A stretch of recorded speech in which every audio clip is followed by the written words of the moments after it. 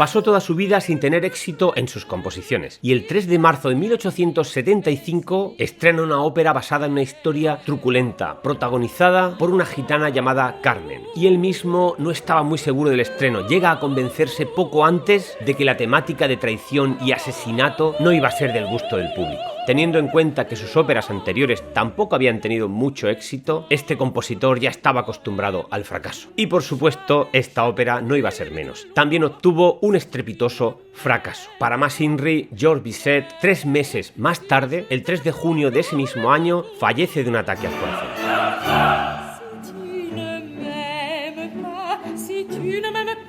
Sin sospechar en lo más mínimo sobre el asombroso giro que darían los acontecimientos en los meses sucesivos. Lo cierto es que su muerte prematura, a los 37 años de edad, deja inacabada parte de su obra. De hecho, inicia un total de 30 óperas, de las cuales solo acaba la mitad y se conservan únicamente 6, siendo la última de ellas la ópera que nos trae hoy aquí, Carmen. Fue estrenada en la Ópera Comique en 1875. Se trata de una ópera ambientada en la Sevilla de 1820. Hay pasión, hay traición y también asesinato. Y es por esto que estuvo a punto de suspenderse justo en la 5ª representación, por el gran número de críticas negativas que obtiene. Es más, Bizet ya sabía de lo arriesgado de la temática, donde había traiciones y asesinatos. De hecho, este es uno de los motivos por los que el autor retrasa el estreno de esta obra. Y es que tenemos que ponernos en contexto para entender qué pasa en París en esta segunda mitad del siglo XIX. ¿Por qué esta ópera tiene este recibimiento tan negativo? Pero comencemos desde el principio. En el año 1830, el novelista francés Prosper Mérimée viaja a España atraído por lo exótico de su cultura. Corridas de toros, contrabandistas, gitanos, cigarreras. Una España meridional en la que sobresale la imagen folclórica de Andalucía, poblada de toreros y bandoleros, de flamenco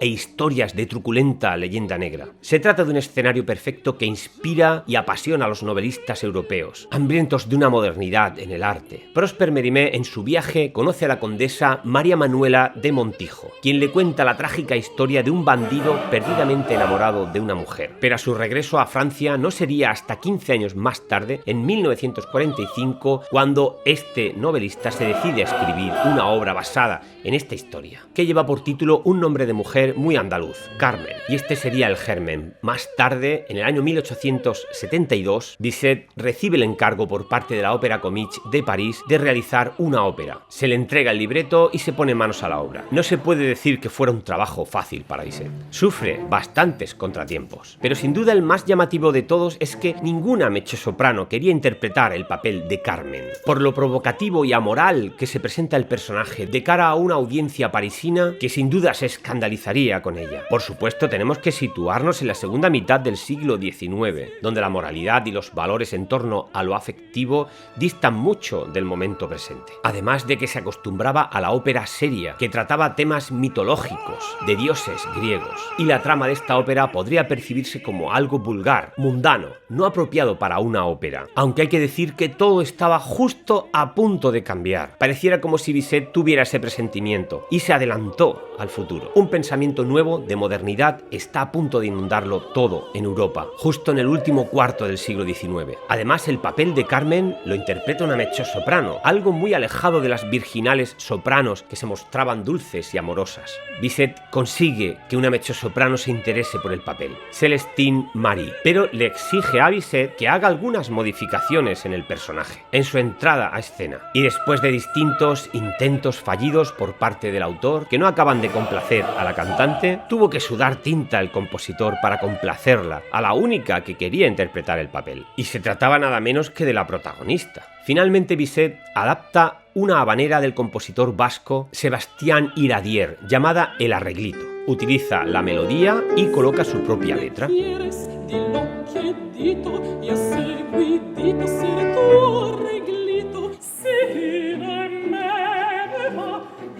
y esta por fin sí que gusta a la mezzosoprano. Pero Bizet también tuvo problemas con el coro femenino, que las trabajadoras, las compañeras de Carmen en la fábrica de tabaco, se niegan a entrar a escena y cantar y actuar al mismo tiempo. Y finalmente, con no pocos baches en el camino, el 3 de marzo de 1875 se estrena esta obra en la Ópera Comique de París, con un Bizet ya extenuado, que además tuvo que encajar las pésimas críticas que recibe esta ópera. Fue un fracaso rotundo. Vamos con la trama de la obra. La historia de Carmen se desarrolla en 4 actos, cada uno de ellos con una trama argumental muy concreta. Todo comienza en una plaza de Sevilla, donde don José, un soldado, y sus compañeros esperan en la plaza para ver salir a las cigarreras de la fábrica de tabaco. Por fin salen y entre todas ellas destaca una, Carmen, una gitana de gran belleza, una mujer segura de sí misma, toda una rompecorazones. Se trata de una mujer fatal, pero que no malvada, simplemente que los hombres quedan prendados de ella. Pero Carmen es puro instinto, indomable y seductora, pero sobre todo libre. Se entona primeramente la famosa habanera que Bizet extrae del arreglito y aquí don José queda locamente enamorado de Carmen. También entra en escena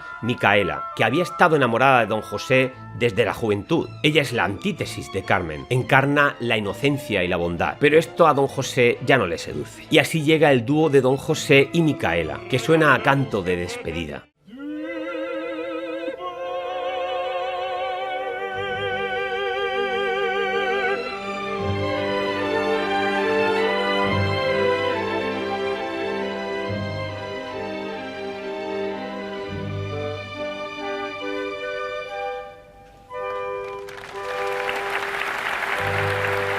Don José la abandona por Carmen y ella marcha al pueblo. Carmen es detenida por la guardia por marcar con una navaja en una reyerta a una compañera cigarrera. Un superior ordena a don José que la lleve al calabozo, pero este desobedece las órdenes y quien acaba finalmente en el calabozo es don José. Al salir de prisión parece que don José no ha tenido bastante y acude en busca de Carmen a una taberna frecuentada por la joven. Y así comienza el segundo acto. En la taberna también aparece un apuesto torero que queda prendido también de los encantos de Carmen. Don José le dice a Carmen que va a regresar a su antiguo trabajo como soldado, pero ésta se burla de él, le pide que se quede a su lado, que abandone la idea de ser soldado. En ese momento entra en la taberna un superior de don José, el oficial Zúñiga, que viene en busca de Carmen. Don José acaba peleando con el oficial, condenándose así al destierro. No le queda más remedio que unirse a una banda de contrabandistas, amigos de la joven gitana. Ya en el tercer acto, don José y los contrabandistas se refugian en la montaña. Allí será donde 2 gitanas le leen el futuro a Carmen y predicen su muerte en breve. El escamillo también aparece por allí e invita a todos los contrabandistas a su próxima corrida de toros. También Micaela acude a las montañas a prevenir a don José, a decirle que su madre está muy enferma, que por favor regrese con ella al pueblo y que abandone la peligrosa vida cerca de Carmen. Micaela representa el buen amor, leal y desinteresada siempre con don José. Sin embargo, Carmen ya se ha aburrido de don José. Tiene ahora una nueva ilusión, el torero Escamillo. En el cuarto acto, una bella Carmen entra acompañada del torero Escamillo a la plaza de toros. Don José consigue llegar hasta ella y le pide, loco de celos, que abandone al Escamillo y vuelva con él. Y después de insistir, ella lo desprecia y lo humilla. Y allí don José acaba con la vida de Carmen, entre los aplausos que el público dirige a Escamillo al final de su faena.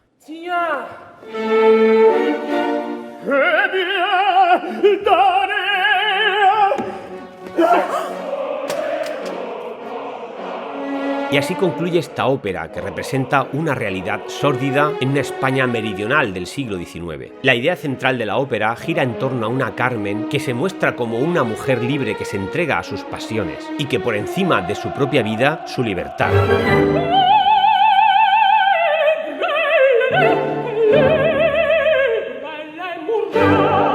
Algunos historiadores defienden la teoría de que todos estos contratiempos, todos estos baches que encuentra Bizet en el camino y finalmente este rechazo del público hacia su obra hacen que Bizet entre en un estado de ansiedad y sostienen la idea de que posiblemente que tanto disgusto acabara con la vida del propio autor, que este ataque al corazón tuviera que ver con todo esto, con el hecho de que justamente 3 meses más tarde, el 3 de junio, justamente cuando se celebraba la representación número 33 finales de su ópera. Pero en octubre de ese mismo año, unos pocos meses después de la muerte de Bizet, se estrena esta obra en Viena, con un texto traducido al alemán. Y esto será un pistoletazo de salida.